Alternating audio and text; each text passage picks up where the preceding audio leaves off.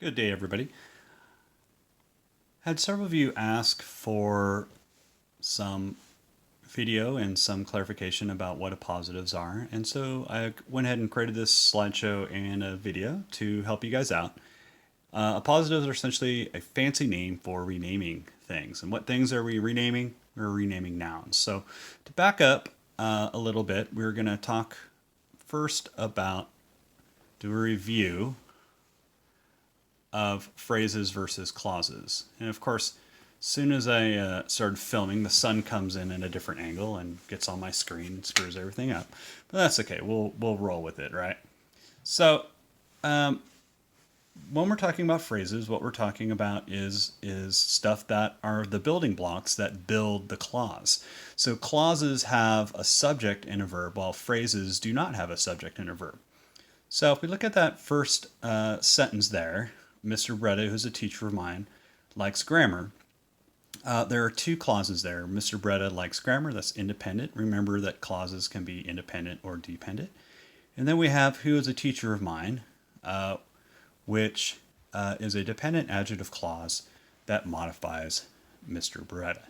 So phrases are just simply the collection of words that compose one part of the clause. And so when we talk about what composes a clause, well, there's a noun side and there is a verb side. So in this case, right, we have Mr. Breda, which is a noun phrase, and likes grammar, which is the verb phrase.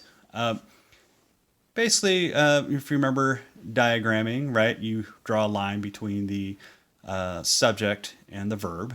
And in this case, whatever's on the noun side is the noun phrase, and whatever's on the verb side is the verb phrase. Sometimes you'll hear people say, you'll hear them say the complete noun phrase or the complete verb phrase. And what they're saying there is just all the stuff that goes with that particular verb or noun. So appositives are noun phrases. That's why I'm bringing up phrases here. So the word appositive comes from the Latin opponere, which means set near or next to. And this is important to understand because what an appositive does is it actually sits next to the noun or the antecedent that it renames. So again, I know I'm throwing some fancy words at you. I'm throwing some Latin that I probably mispronounced. I'm throwing out antecedent and, positives and all that kind of good stuff. But remember that an antecedent, again, is just a fancy way of saying, hey, what came before the appositive?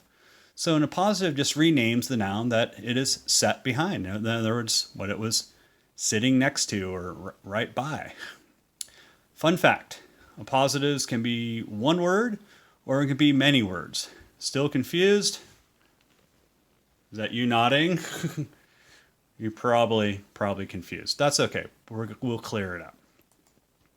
So this next slide has one of my cheesy jokes in it, and you can see there in a positive. I'm sure you guys have missed my cheesy jokes here.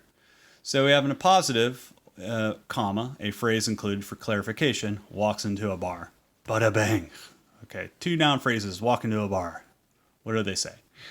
In this case, however, if we're going to take a look at the actual sentence construction, and a positive is the noun phrase, with a positive being the subject, and it's immediately followed by another noun phrase. And that phrase is sitting next to, right, the subject. And so a phrase included for clarification is the actual entire thing is the appositive phrase, with phrase being the noun, or a positive in this case, that's renaming the subject, which is also a positive, the word appositive. So how do I know it's a noun? How do I know phrase is a noun? Well, it has a in front of it. And so what's kind of nice is a is an article, and what articles do is they introduce nouns. So I know at some point fairly soon that a phrase or that a noun is going to come. In this case, phrase does not have any descriptors or adjectives in front of it. So it's fairly obvious. Let's look at more examples. Whoa, right? So let's say, look at the first sentence here. My son, Ian, likes goat videos. Son is the subject. Ian is the appositive. And so we have a noun phrase, my son, followed by another noun phrase, Ian. And when you get those double noun phrases in a row, 99.9% of the time, what you're going to have is an appositive. And so in this case, Ian is the appositive and son is the subject. So if we look at the next sentence, by the way, I put a link here if you want to watch Ian feed goats. It's kind of kicking in the pants there. So look at the next sentence. Ian has autism, a triad of impairments. And so in this case, we're not even worried about the subject, right? Ian's the subject. There's no noun phrase after it. Has is the verb, verb transitive, right? And then we have autism here, which is the direct object. And after that, we have another noun phrase. We have a triad of impairments. And so what a triad of impairments is doing is it's giving clarification to or giving more information about autism. So autism is the direct object, triad of impairments is the appositive phrase, and triad is the appositive. So your appositive is only going to be one word. Your appositive phrase can be one word or many words.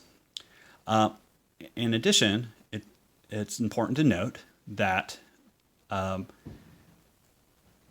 that it's following a direct object. So it doesn't have to follow the subject. So that's something that sometimes kids get in their head, that it has to follow the subject. That's not true. So I'll give you another example of it not following a subject. So let's take a look at this one. My teacher, Mr. Breda, likes to eat fish, a limbless, cold-blooded vertebrate animal with gills and fins and living wholly in water. Two appositives in the sentence. Whoa! So the two appositives, the first one is fairly easy. It's in the subject area and the subject line. My teacher, the noun phrase, teacher is the subject, Mr. Breda. And the Mr. Breda, in this case, is the appositive. So Mr. Breda is renaming teacher, right? It's sitting right next to the thing that it is renaming. The other one is a little bit trickier. Fish, in this case, is the object of the infinitive, to eat. And after that, you have a long list of words, right? A limbless, cold-blooded vertebrate animal with gills and fins and living wholly in water. That whole thing is the appositive phrase.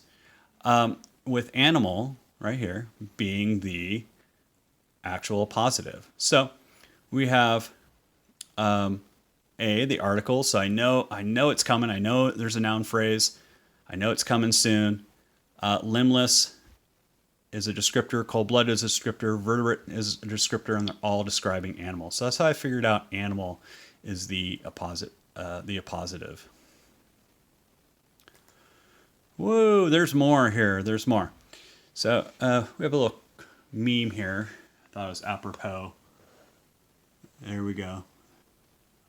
Hopefully you guys get the reference. And I'm certainly not making fun of the coronavirus at all, but I am poking fun at what lengths we'll go to get hand sanitizer in these very scary times. So a clown from Stephen King, is very scary.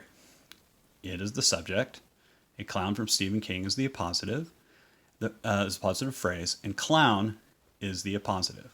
So again, this is in the subject line. As we saw last time, it could be the object of the infinitive. It could be the direct object. It could be the subject. It could be object of a preposition. In other words, an appositive can rename any noun in any place in the sentence. So they can pop up, for the most part, anywhere. So you have to recognize those noun phrase or noun patterns to recognize what an appositive is. So look at the next phrase. This picture shows that we would do just about anything for hand sanitizer, a necessity during the coronavirus outbreak. Hope you guys are washing your hands a lot. Yeah. So in this case, we have picture, we have shows, and look, we have this beautiful noun phrase here that what we would do just about anything. That is an actual noun clause that functions as the direct object. But for our purposes here, we're going to focus on for hand sanitizer. Hand sanitizer is a prepositional phrase, and sanitizer is the actual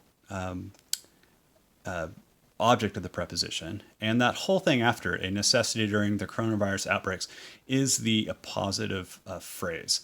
So a necessity, right, is the actual appositive. All right. So let's look at one last one.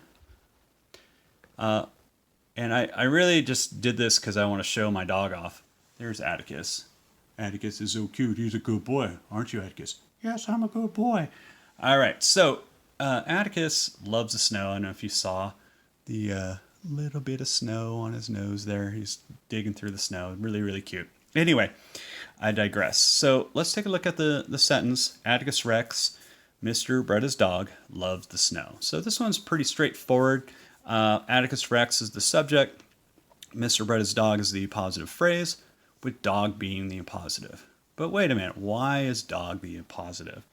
So keep in mind that Mr. Beretta's is a possessive. It's a singular possessive, which modifies dog. It's telling you which dog or whose dog it is. And so in this case, dog is the noun, and Mr. Bretta, as is all possessives, is an adjective. And so dog is the appositive. So remember, when you see those nouns, chances are you have appositives. All right. Signing off. Mr. Bretta out.